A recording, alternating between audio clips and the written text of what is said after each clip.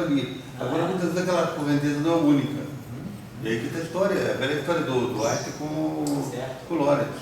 Quer dizer, a pergunta que a gente pode colocar aqui, que o Dora está falando aí, né, que eu acho que essa é uma pergunta instrutiva para todo mundo pensar, é quando uma partícula neutra, de spin 1 massiva, pode ser pensada como um fóton massivo. Se eu tenho um objeto que tenha spin 1, seja neutro e seja massivo, não importa. O quanto eu estou habilitado a dizer que isso é uma espécie de fóton.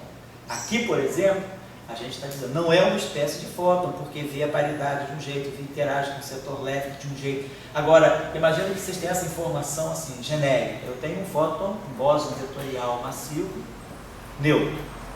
Então, quer dizer, pode ser o irmão gordinho do fóton. A pergunta é, o que eu teria que dizer para ele ser o fóton? Quais são os atributos, além da carga C0, do spin C1, que ele precisa ter? Como é que vai ser a interação eletromagnética dele? O senhor falou que fazer parte do tem que ser alguma coisa de natureza bem. Não, aqui não é. Mas a pergunta é, eu posso deixar, a pergunta seria essa, né? Quer dizer, sob, né, pergunta genérica, né, para a gente pensar, sobre que circunstâncias, né? Ou não dizer nem sobre que circunstâncias, né? Diz assim, como poderíamos, né, assegurar que bóson vetorial massivo é bóson. Como poderia usar que um van seria um fóton com massa.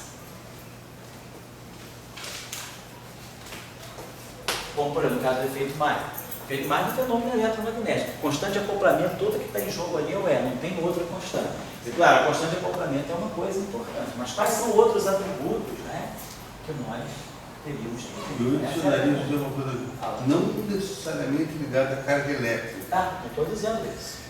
Sim. A velocidade dele não pode ser da luz. Não pode. Pois é, tem massa, não pode ser. Imagina. É uma pergunta? Isso é estranho. Mas ele tem que ser uma continuação da TD. Entende assim? A pergunta que tem, será que entre Macho e essa lagrangiana aqui tem uma outra lagrangiana?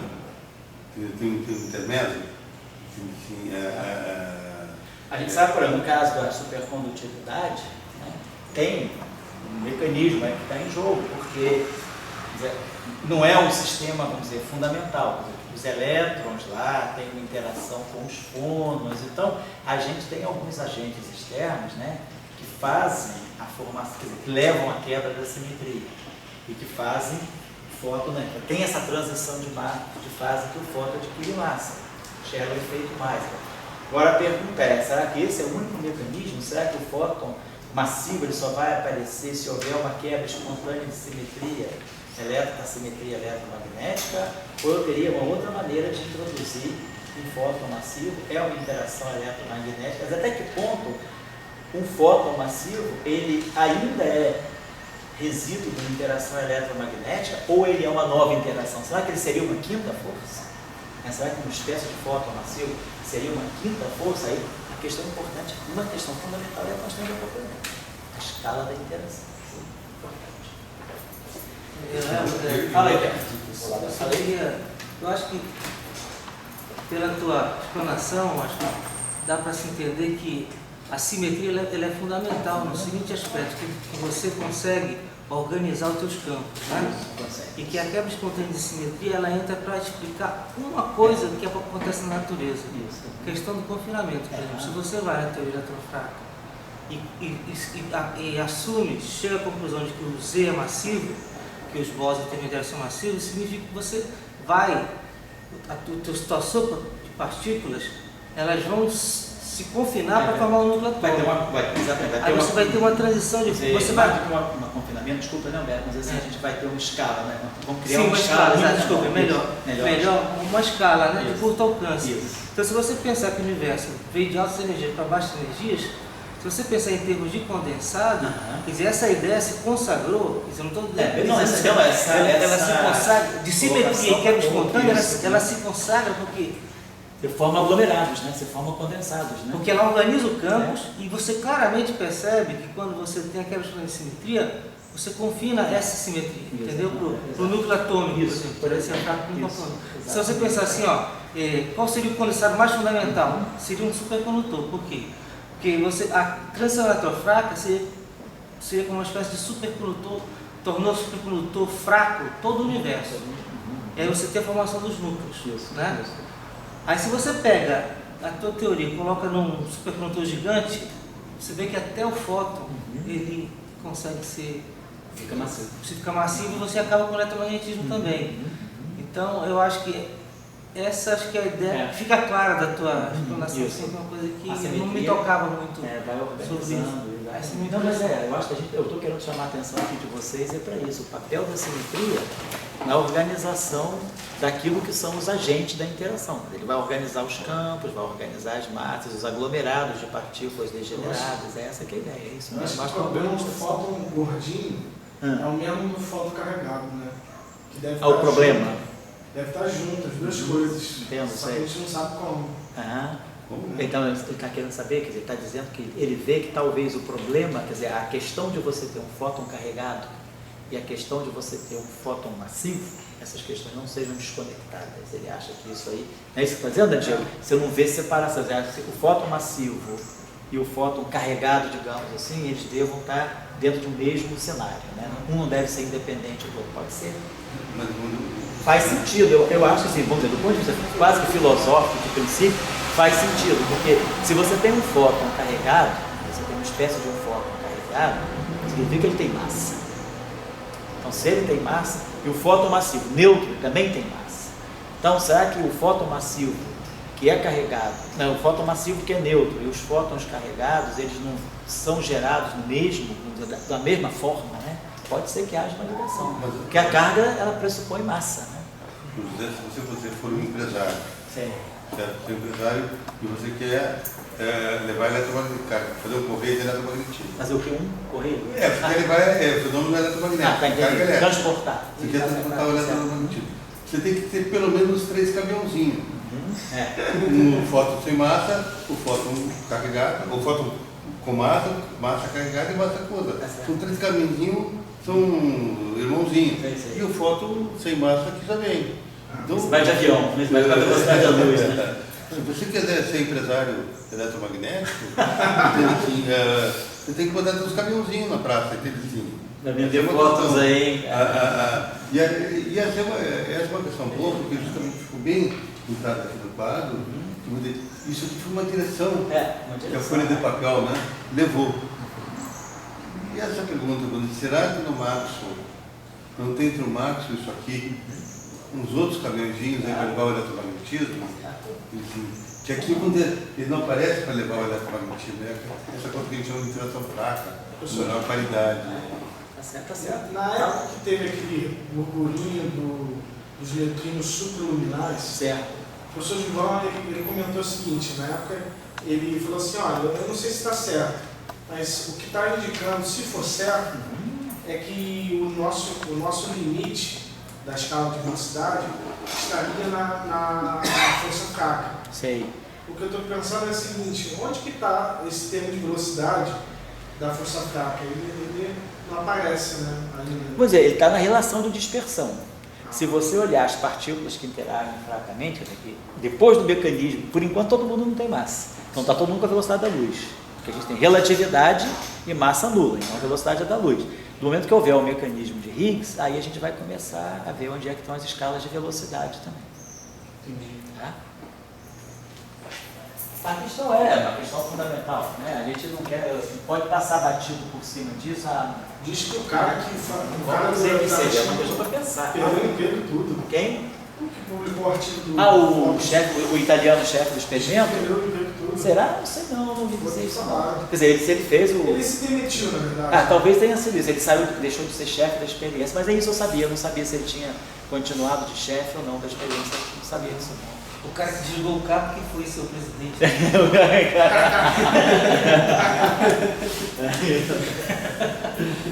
Vamos lá, vamos começar a preparar o setor de RICS, que aí na próxima aula, quinta-feira, a gente já... Então, por que o RICS? Então, aqui está a questão. Por que, quer dizer, a gente viu, a gente tem o setor de matéria elétricas, o setor de gate. Então, a questão é, por que trazer um setor escalar? Vamos dizer, eu não digo nem um setor escalar, um novo setor. A gente tem que ter uma motivação para trazer uma nova família de campos. Segundo, trazer desse setor, por que escalar? Né?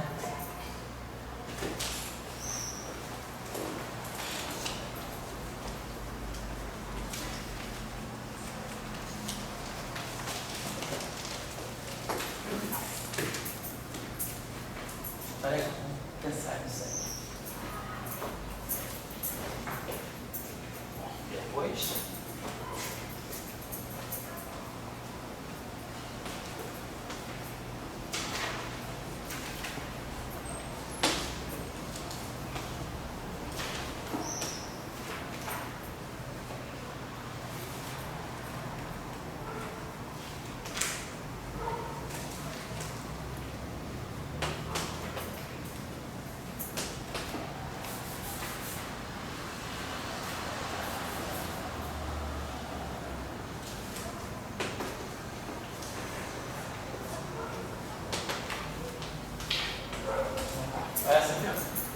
Como é que esse setor vai se colocar, vai ter atributos, né, de números quânticos frente à simetria S2?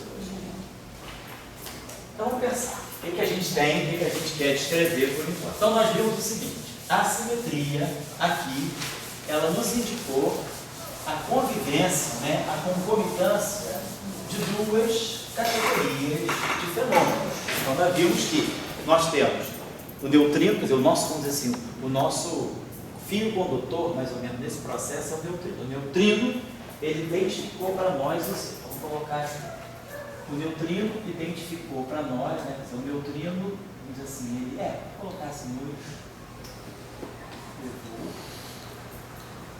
a identificar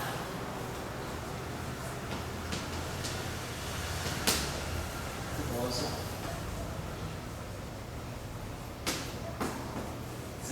Então, essa é a primeira observação que a gente tem. A partir disso, né?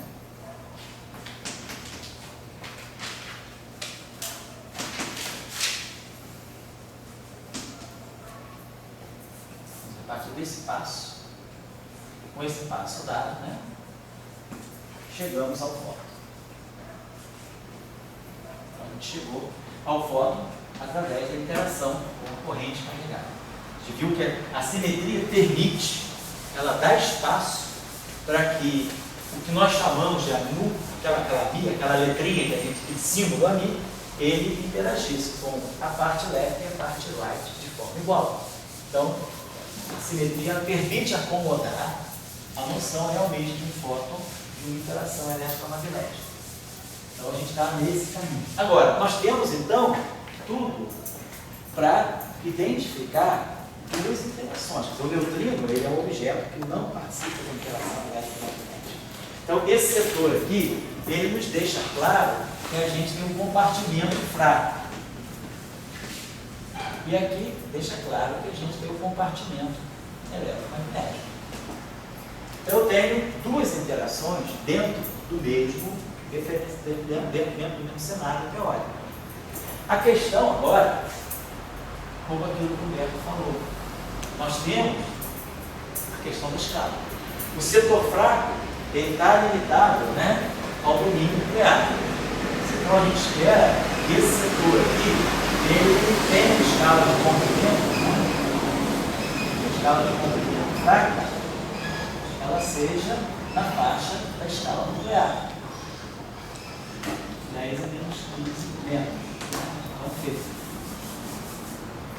Então, essa escala nuclear. Como interação fundamental, a gente espera que a escala seja essa. Mais ou menos essa interação se processa nessa região. Ao passo que a interação eletromagnética, a gente vê que ela é uma interação colombiana. Então, ela não alcança. Então, em princípio, ela não tem uma escala. Esse comprimento aqui, o comprimento, a escala eletromagnética, de comprimento eletromagnético é muito grande, é infinito, né? Infinito no sentido físico. Um âmbito estrangeiro é infinito. Então, tá lá, é uma interação de longo alcance. Faz que a outra é muito limitada. Então, o que eu tenho que fazer é buscar um novo elemento, tem que gerar a escala. Então, o nosso problema é gerar a escala. Se nós formos olhar, né, no sistema de unidades naturais, né, uma energia, né, quer dizer, uma distância na faixa de um Fermi, vamos lá, aproximadamente 200 metros vezes Fermi, isso é igual a H cortado C. Essa é a nossa escala. O produto H cortado C dá 200 MeV vezes C. H cortado C tem dimensão de energia vezes comprimento. Se a gente faz H cortado igual a C igual a 1, isso aqui está me dizendo que uma escala de distância na faixa de Fermi, ela deve equivaler a uma energia, que tem essa relação, na faixa de 200 MeV. Quer dizer, claro, na verdade, a escala nuclear pode ser um pouquinho mais baixa, para 200 é alguma coisa, mas vamos dizer, na faixa de 10 a 2, eu tenho uma escala aqui, que é uma escala de MeV, é uma escala que pode ser na faixa de 200 MeV. Né? Na verdade, a gente pode pensar o seguinte, a escala nuclear, que é a interação forte que forma um núcleo, ela é na faixa de um Fermi, 200 MeV, mas a escala partículas, né, que tem interação fraca, a gente espera que a interação fraca ela se processe no interior do núcleo atômico. Ela vai se processar entre prótons e nêutrons, né, que tem um comprimento menor ainda. Então a gente imagina que a escala de energia da interação, vamos colocar de uma maneira mais possível, ela seja menor do que um Fermi. A escala ela é intranuclear. A escala de um Fermi é mais ou menos a escala de formação do núcleo atômico. Então, a escala, a interação nuclear forte. A escala fraca deve ser menor, ela está na interação das partículas, na verdade. Né? Então, a gente vê com isso que a energia, em termos de energia, a energia fraca ela deve ser maior. Está numa escala acima de 10 a 2 MeV. Estou falando de GeV. Ao passo que aqui, a escala de energia é zero. Interação com alcance infinito pressupõe então que eu teria uma escala de energia aqui zero. É o caso da massa do fóton. A escala de massa aqui é nula e a escala de massa aqui é bem diferente de zero. Então eu preciso gerar uma escala. Preciso gerar a escala que vai separar a interação eletromagnética da interação fraca.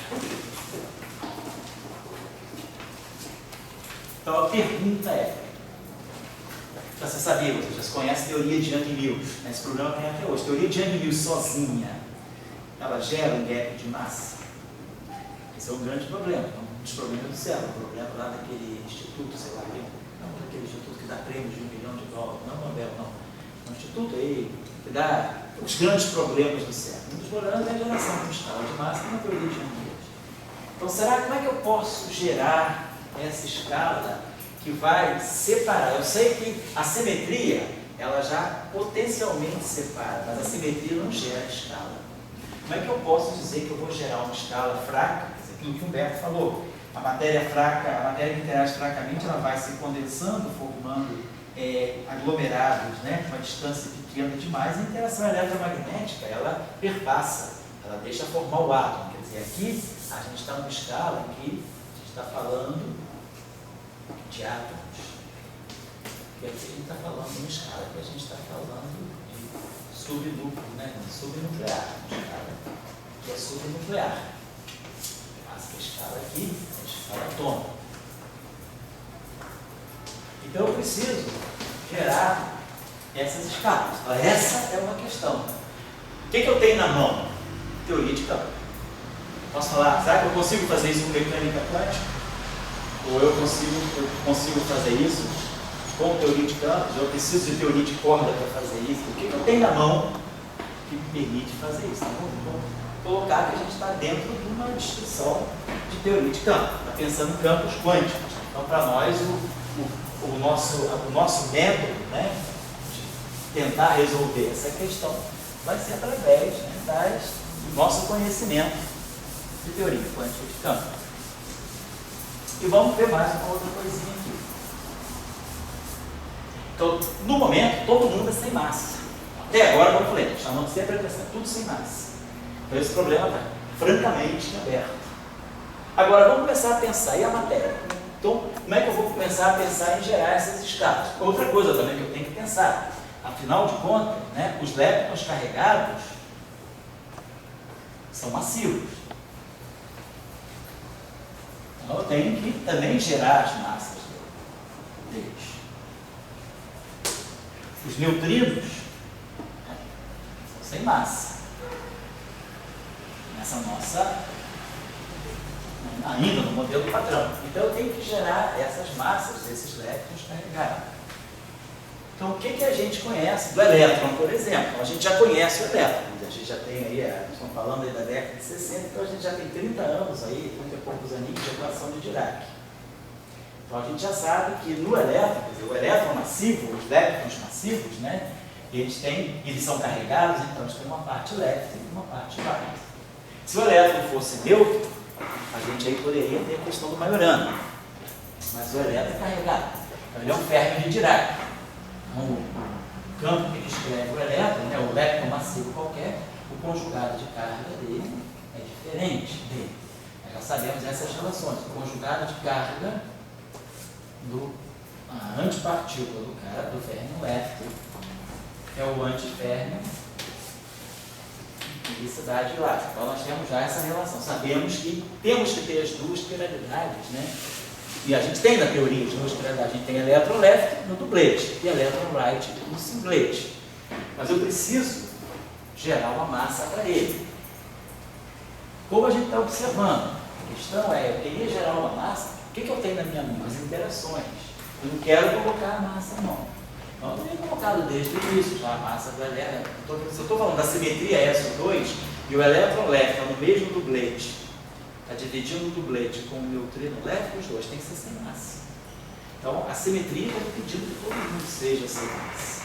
E aí a gente pode se perguntar, então, a massa, né? Se o objeto é um férmio de Dirac, a gente que a massa, sabe que a massa dele, ela é uma combinação do setor left com o setor right. As interações de rede, não, a gente já tinha visto, né? O elétron left interage com o left e a gente tem interação de gate. Mesma coisa para o neutrino, ou a mesma coisa para o right. Right, quando tem interação de gate, precisa ser com o próprio ar, né? Todas as interações de gate, elas respeitam a quiralidade. Então eu posso ter simetria de gate tendo só um setor de quiralidade, mas massa fermiônica não, eu preciso das duas quiralidades. E essa massa, ela não foi colocada. A gente espera que ela seja gerada. A gente espera que a gente tenha algum modo dinâmico, né, quer dizer, de chegar a essa massa. A massa deve ser gerada dinamicamente, a partir de interações, né, gerada por interações.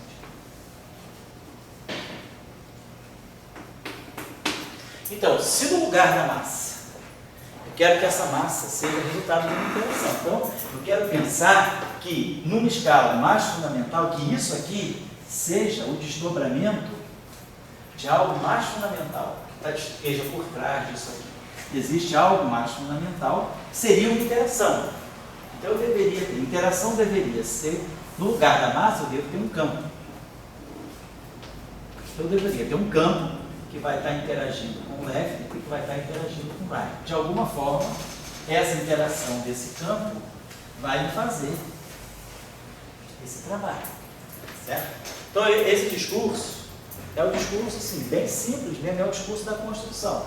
É isso que está por trás da construção do modelo. Eu teria que ter, então, a interação vinda a massa vindo da própria interação, porque a massa não foi colocada a hora nenhuma, eu não posso colocar a massa desde o início, não quero a simetria SO2, eu vou distorcer o duplete do neutrino com o elétron. Eu posso quebrar essa simetria. Então a simetria ela tem que estar lá, mas ela tem que, o splitting tem que ser natural, tem que vir de alguma interação.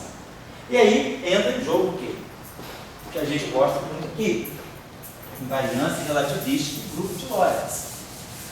Tem que formar uma interação que seja invariante de Lorentz. Então nós já sabemos o seguinte, é jogo de representações do grupo de Lorentz. Que a massa ocupa o espaço, o campo gera massa. Isso, mas isso aí, E daí, ele que diz. Ele está fora disso tudo aqui. Ó. Ele nem ia gostar disso tudo. Então, esse cara está fora. Ele já está em outro, ele já virou Pink Floyd, ele está bloqueiro, ele desagregou da física. Ele ficou tão apavorado com a equação de Dirac que ele resolveu soltar a franga dele. Né? Então ficou mais ou menos assim. A nossa ideia, então, o que nós temos aqui? digamos, em vez de M, C2, vai ter um campo C2, né? Isso, exatamente. Disse que ele não queria, né? Então vamos lá. Esse cara aqui, que é o lepton conjugado de carga com o lepton light. Então se eu pegar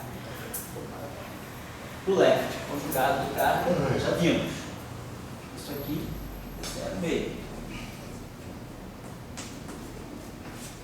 Então, a interação de gauge é isso aqui. A interação de gauge, ela entra, não sei se a gente já falou nisso ou foi em outro curso, mas a interação de gauge está aqui, ó.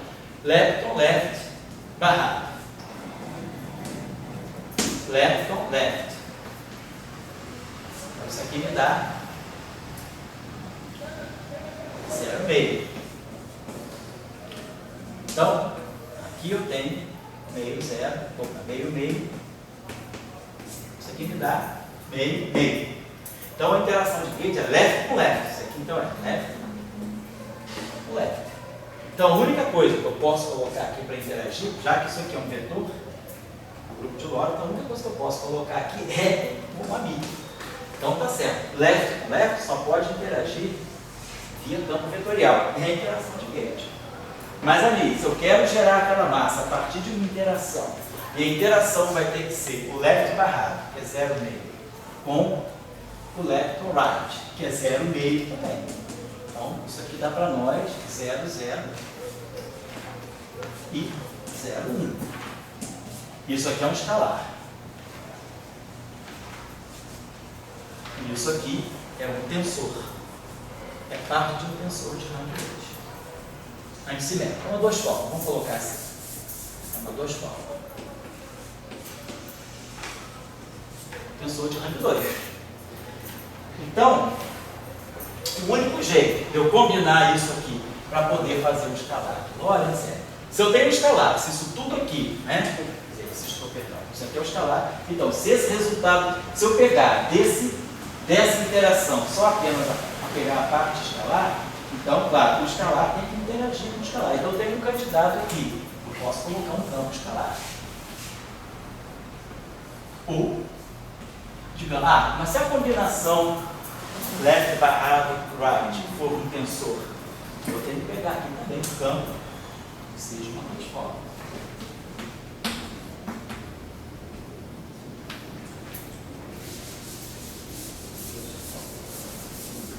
Só que, se um campo escalar ele vira uma massa, beleza. Ele não tem orientação. Ele pode virar uma massa, ele não tem spin, quer dizer, ele não tem nada dentro dele, ele pode virar simplesmente algo que é ele só tem energia. Agora, se eu tenho uma duas formas de gauge, vou colocar aqui no campo dessa forma, x de I.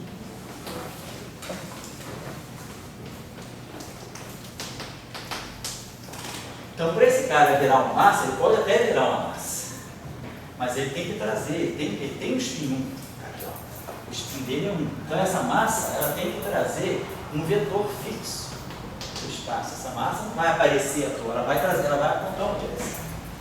Esse campo ele tem um índice. Então, se esse campo aqui ele vira uma constante, ele não pode virar uma constante escalar. Ele é um campo que tem spin. Se você vai para o referencial de repouso dele, tudo tem que ser spin, né? Se você tem uma partícula massiva e você vai para o referencial de repouso dela, qual é o único vetor que você tem à disposição para descrever qualquer propriedade vetorial que ela tem? O spin.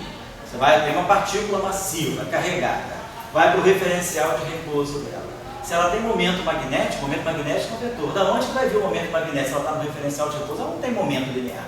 Qual é o único vetor que ela tem à disposição, que ela encontra para te dar momento magnético? O spin. Mas se uma partícula é massiva, claro que a propriedade magnética dela tem que estar no spin, não poderia estar de outra forma. Só ir para o referencial de repouso, você não tem outro vetor à disposição. Aí se ela tem momento de polo elétrico, no caso desse artigo que eu mandei para vocês no domingo, se o elétrico tem momento de polo elétrico, eu tenho que ir para o referencial do elétrico. Ele tem massa, tem carga, eu vou para o referencial de repouso dele. Se ele tem dipolo elétrico é um vetor. Da onde é que pode tirar um vetor para formar um dipolo elétrico? Ele não tem. O único vetor que ele tem é o spin. Então, seja o momento de polo elétrico ou o momento de polo magnético, tem que ser proporcional ao spin.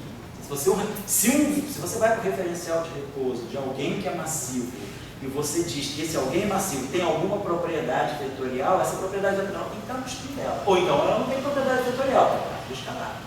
Você vai para o referencial de repouso do escalar, você pode tirar um número. Mas se você vai para o referencial de repouso de um campo tensorial, ele tem spin.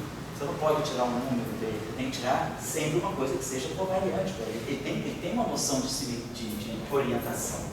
Então, isso aqui me diria que eu teria um vetor de fundo. Eu teria um vetor, se esse campo aqui vira massa, ele vai criar uma direção privilegiada no espaço. E aí ele quebra a simetria de Lorentz, ou simetria rotacional. O espaço não é mais isotrópico. Então, o único jeito de você introduzir um campo que vai, pela interação, de alguma maneira ele vai gerar massa, sem violar a isotropia do espaço-tempo, é através de um campo escalar. Então, se você quer gerar a massa leptônica e, ao mesmo tempo, manter a simetria, então eu vou ter que escrever essa simetria aqui, campo, né? Eu gostei. Então quer dizer que eu poderia ter uma alternativa para o campo de Higgs. Poderia. E talvez assim, em escalas grandes, você tenha quebra. Pode ser. A gente não falou hoje tanto de quebra de simetria de Lorentz, né? Berkeley, né? Já ganhou muitas viagens à Itália graças a isso, né?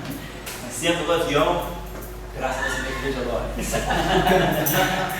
Compra um computador que eu quebrei Lorentz. Não vale a pena quebrar Lorentz. É uma boa. Vale a pena quebrar Lorentz, né? Então a gente está... Por quê? Então, é uma... Agora, então, por que eu não vou quebrar?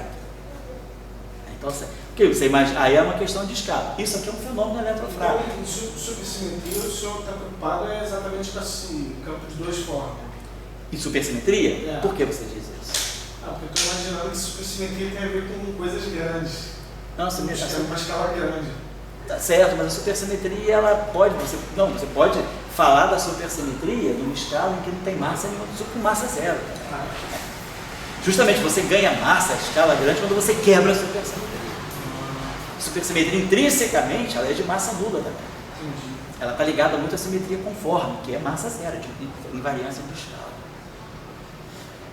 Então, né, vamos colocar assim, a gente está buscando então um campo, né, que respeite a simetria de Lorentz. Por quê? Porque nós pensamos que na escala eletrofrágil, na escala, vamos dizer, no nosso mundo, nós temos pouquíssima evidência, nós não temos ainda resultados materiais de violação da simetria de Lorentz. O que a gente espera é que a violação da simetria de Lorentz possa acontecer numa escala em que a gravitação quântica ela possa significar alguma coisa. Você pode ter efeitos quânticos da gravitação, isso pode levar a uma quebra da simetria de Lorentz, numa escala muito mais fundamental. Vamos imaginar o seguinte, você vai tão fundo no espaço-tempo que você já começa a detectar uma certa rugosidade no espaço-tempo. O teu espaço-tempo, você vai penetrando tanto no espaço-tempo que você já não vê o espaço-tempo mais como um contínuo. Você já começa a ver uma certa, que se chama coarse grain, uma certa rugosidade no espaço-tempo. Então isso está associado a você pensar então que a altíssimas energias você já perde essa isotropia do espaço-tempo, ou seja, você quebra a simetria de Lorentz.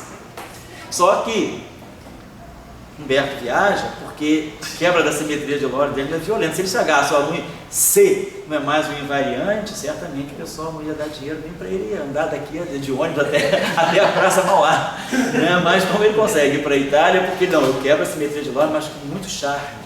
Né? A simetria de Lorentz é quebrada lá, mas ela é comunicada ao nosso mundo de uma forma muito fraca, ela é supressa, então ela chega aqui fraquinha. Né? Então a quebra de Lorentz é muito... Esse modelo chamado Standard Model Extension, essa extensão do modelo padrão com quebra da simetria de Lorentz, a simetria de Lorentz no nosso mundo é muitíssimo sutil. Então ela é a 10ª casa decimal de um experimento muito preciso. Eu chamo um imaginário que conseguiu se oficializar. Não, pois é, exatamente. O imaginário é porque se oficializou com muito dinheiro, inclusive. Não, Né? se você consegue oficializar um imaginário, você não tem é. muitos papers para fazer. Essa aqui é a questão que está em jogo. Isso E tem passagem. No mínimo, né? Só não tem mulher, né? Só não dá mulher, só dá divórcio cada vez mais. Mas dá passagem, dá tempo, dá um monte de coisa. Né? Dá status no CNPq. As coisas estão mudando. A quantidade de menina que está vindo com a física agora. Pois é, mas aí elas vão dizer, porque esses caras são os babacas, né? A gente é muito melhor do que eles, né? A gente não sabia. Não foi tantos anos espezinhada, né? Estou fazendo. Fala aí. Hoje em dia tem essa questão do mensalão. Né? Sim. Não, mas fazendo. Existe uma coisa que chama, vem da advocacia alemã já. Sei. Uma coisa que chama muito domínio do fato. Sei. Tem um cara alemão já nos anos 60, deve ser das histórias, não sei do livro. Então o mensalão, você de repente criou um domínio do fato. Você é bandido e fala, eu queria domínio do fato. Sei. Eu acho que essa simetria de Lorentz, etc., também em física, não só simetria, você cria um domínio do fato. Você oficializa aquele imaginário. Quando aquele imaginário está oficializado, você pode fazer N papers. Se vão dar certo ou não tem, mas eles estão construídos. Todo paper é bem construído, não é? Assim, é uma riqueza cultural ali dentro. Mas você não consegue explorar aquela riqueza se você não tiver o domínio do fato, né? Sem dúvida. E aí que está uma história muito da nossa época. O mundo intelectual. O mensalão é muito olhado, assim, essa coisa do... Cria-se um fato, né? Você queria domínio aquela a imprensa cacífica, né? E a gente já passa a e acreditar. sempre tem um fato, realmente. Oi? Salão, né? É mídia. Ele passou mal, não sei. Mídia, tá? Você vê, tá fazendo notícia. Mas tem um acontecimento, teve não uma mentira Não, certo. tirada do ar, tem um Certo. acontecimento, mas deve se foca. Claro, exatamente. E eu digo, as quebras espontâneas, as quebras subterrâneas, também, você tem um acontecimento lá dentro de foca. E daí você começa a tirar paper,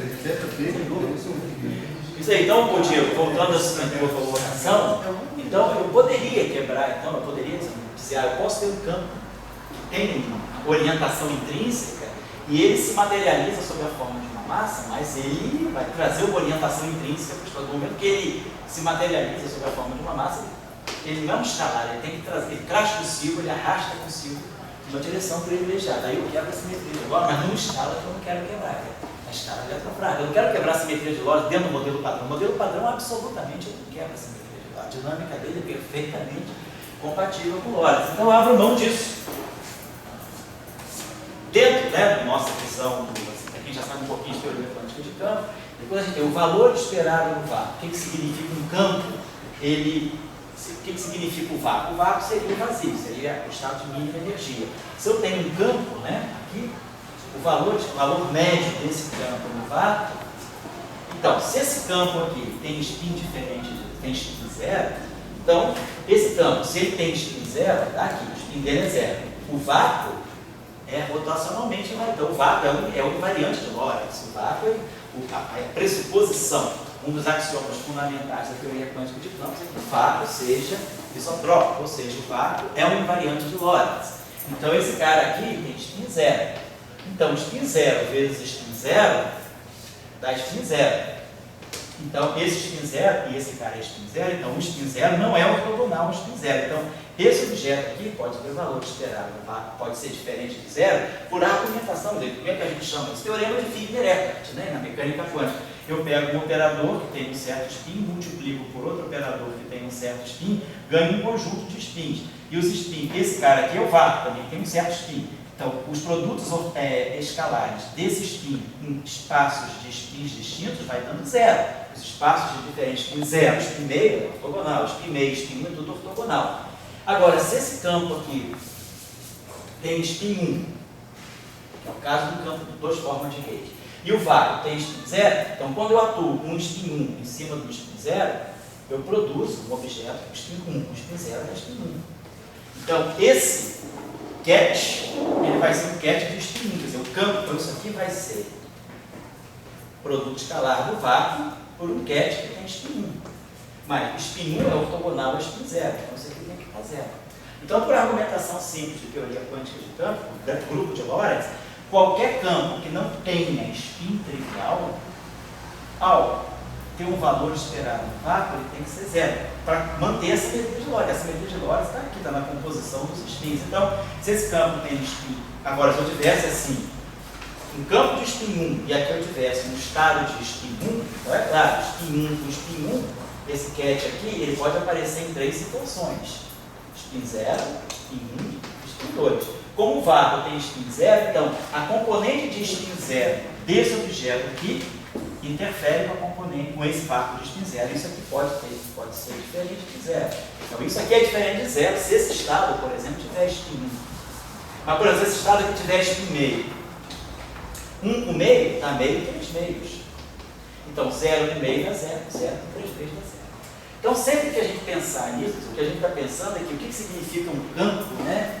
Ele chegar a uma situação, assim, se condensar, ou seja, o campo virar uma constante, significa que eu estou pegando o valor esperado do vácuo daquele campo. Isso que a gente está pensando, numa teoria quântica de campos. E aí o único jeito disso aqui ser, já que esse campo aqui tem spin, então isso aqui, e o vácuo é 0, e esse vácuo tem spin 0, então vai dar sempre 0 esse produto escalar, essa ortogonalidade desse produto escalar. Então o único jeito de eu ter um campo que se materialize sob a forma de uma massa é realmente ter um campo escalar, porque ele não vai trazer nenhuma noção de spin, ele não vai quebrar a isotropia do espaço-tempo, ele simplesmente pode virar uma constante. O campo pode ser constante, ou o campo pode não ser constante, mas ele vira uma constante. Agora, esse campo aqui, ele vira uma constante, mas com direção preferencial.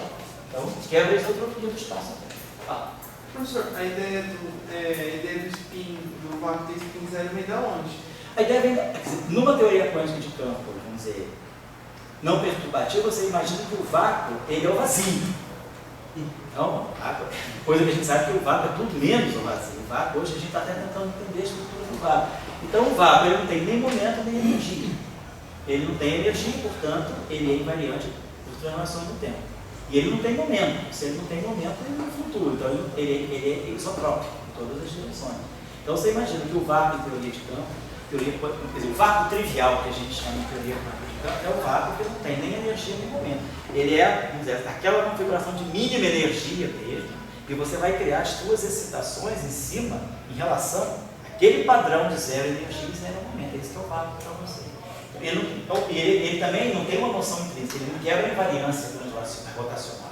Aí com esses argumentos, então a gente atribui ele o valor de spin 0. Isso, exatamente. Vácuo para nós o vácuo tem energia 0, momento 0, spin 0. O vácuo é o zero, é o zero absoluto. E aí eles falam... Em teoria de quântica de campo, se você despreza efeitos perturbativos. Hoje a gente sabe que, claro, que o vácuo tem flutuações, né? Então você pode ter processos virtuais no vácuo. Eu já vi que é daí desse efeito quando se perturba, né? Isso. E sai o bolo. Sai o efeito Casimir, Aparece essas ali, coisas aí. isso. É de Então, perturbações. tem perturbações, porque todas as partículas em teoria quântica de campos, elas aparecem como flutuações em relação ao vácuo. Você tem que definir um vácuo. Na mecânica quântica tradicional, o que é o vácuo? É o ground state. Você olha para o Hamiltoniano, vê qual é o estado de mínima energia, e é ali que o teu sistema estabiliza. E aí o teu sistema vai flutuar quanticamente em torno daquele estado fundamental. Se você tiver um estado de mínima energia local e outro local, mas com menor energia ainda, tem um tunelamento. Quer dizer, o teu sistema procura sempre tunelar para a situação de mínima energia. Então, a situação de mínima energia absoluta do teu sistema é o vácuo do teu sistema. Então, você imagina que ali o teu sistema estabiliza e não tem nada. E quando ele começar a flutuar, as partículas vão aparecer como excitações em relação a esse campo. Essa que é a ideia. Então, isso traz para nós que a única chance de eu ter esse escalar aí, de eu ter esse campo cuja interação vai dar origem àquilo que é massa, quer dizer, a massa é o resultado de uma interação, é eu colocar um campo escalar.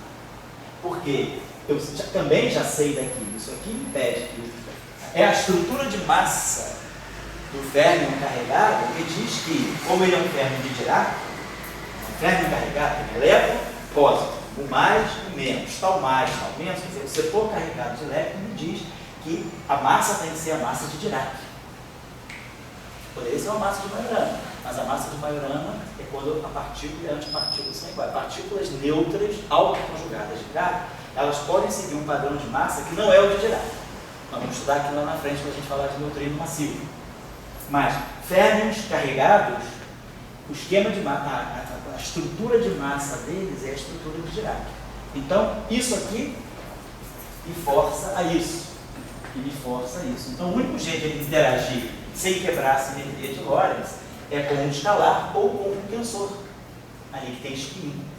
Mas, se esse campo tem que virar uma massa, ele tem que gerar uma massa sem introduzir nenhuma direção privilegiada no espaço, ele não pode ter nenhuma orientação. Ele não pode ser um campo tensorial ou vetorial, só pode ser escalar. Que é a única coisa que o escalar consegue virar uma massa.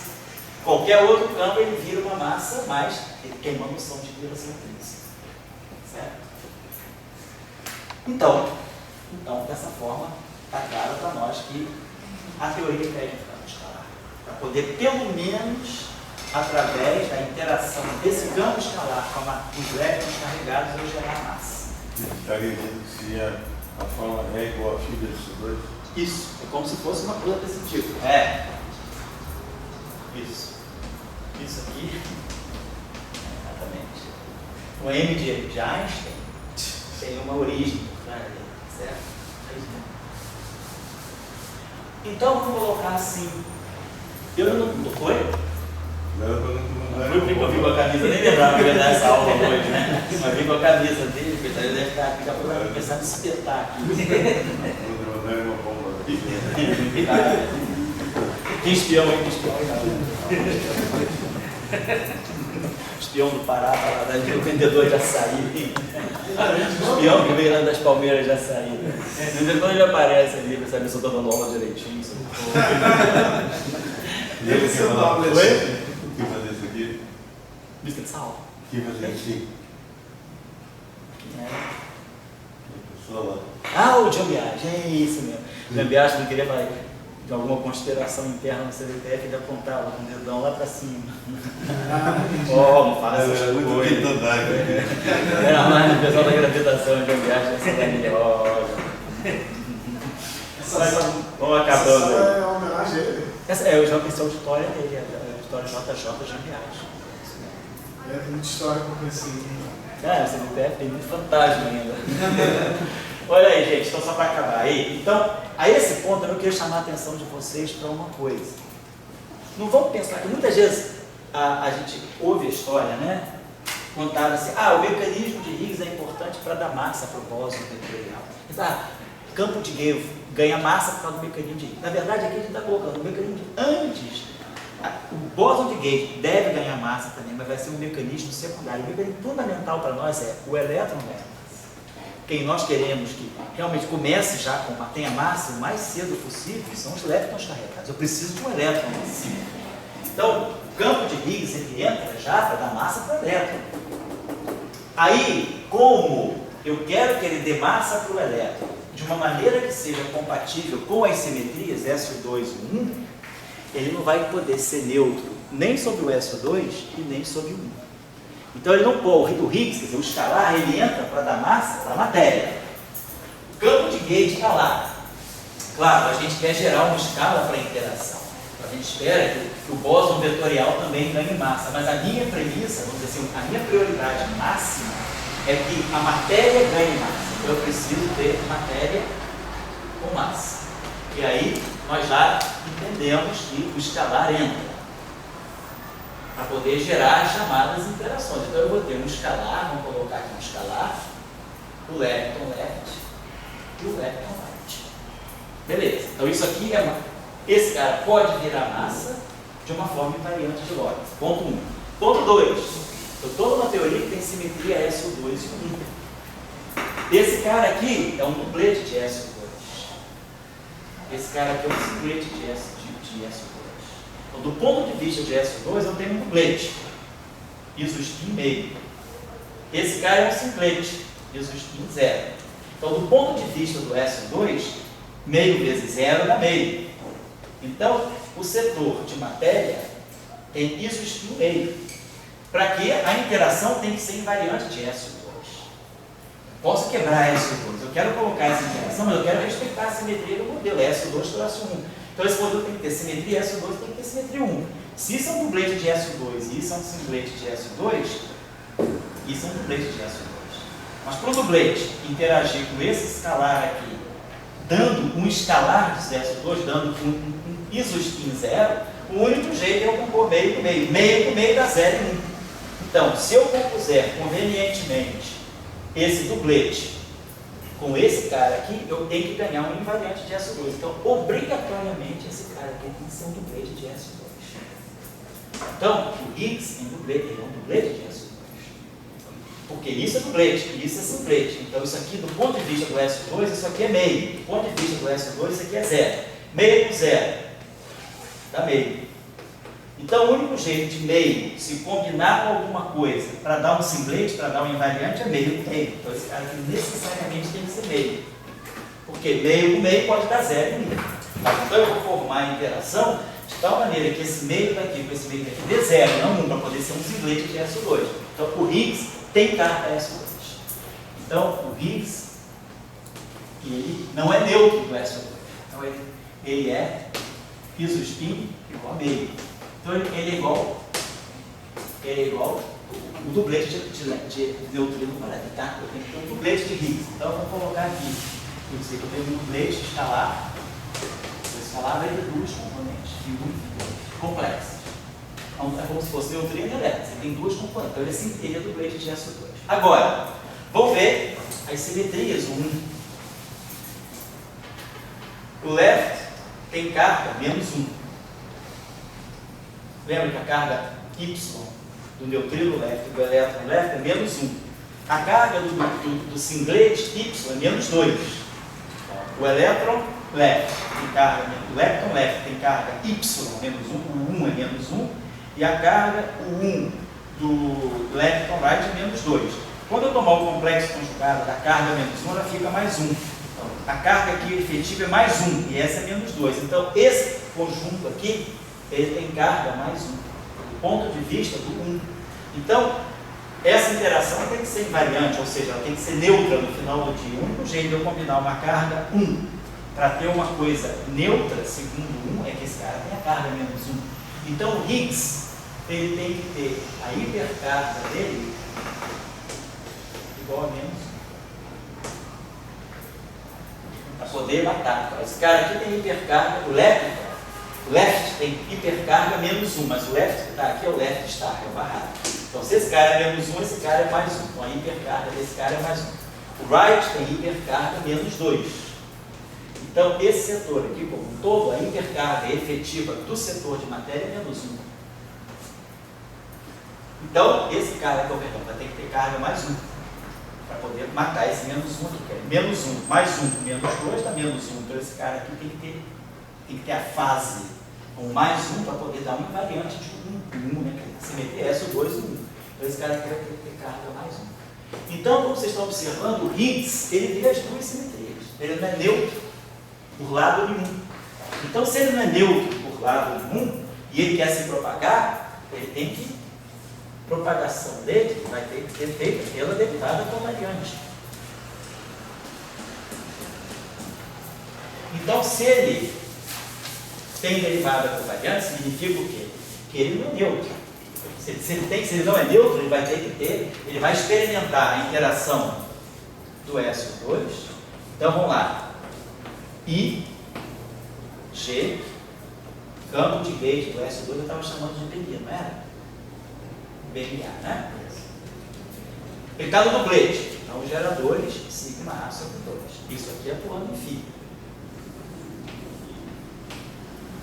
E agora, ele é neutro segundo 1? Não, então ele vai ter I, constante de acoplamento do 1, a carga Y dele, que é mais 1, o campo de gauge do 1 interage. Então ele tem que ter uma derivada covariante. Ele vê todas as interações. Ele não é neutro, de jeito nenhum. E aí, claro, agora depois na próxima aula a gente vai explicar melhor. Aí, se ele tem um termo cinético típico de um escalar é dmi φ dagger dmi φ. Então, ao fazer isso, eu vou gerar um termo que vai ser, na hora que eu fizer esse cara basicamente ao quadrado, eu vou gerar um termo que vai ter dmi, um dmi, φ dagger e φ.